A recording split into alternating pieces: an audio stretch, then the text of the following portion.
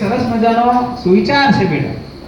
ઘણીવાર તમારા શિક્ષકો તમને ખીજાય, નાની વસ્તુમાં માર્કમાં સૂચના આપે ને સોલ્યુશન વખતે પણ ખીજાય, પિતા પણ ખીજાય ને હે. તો એક સુવિચાર સરસ મજાનો છે, આ ગુજરાતીમાં તમને કહું છું.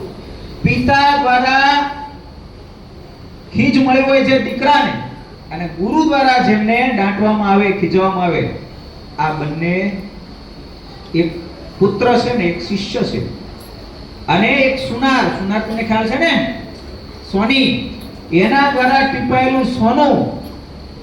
આ ત્રણેય શું બને છે? આભૂષણ બને છે. એક પિતા દ્વારા જે બાળકને ખીજ મળી હોય, એક શિક્ષક દ્વારા જે શિષ્યને ખીજવામાં આવ્યો હોય, અને એક સુનાર દ્વારા જે સોનાને ટીપવામાં આવ્યું હોય, આ ત્રણેય શું બને? આભૂષણ બને.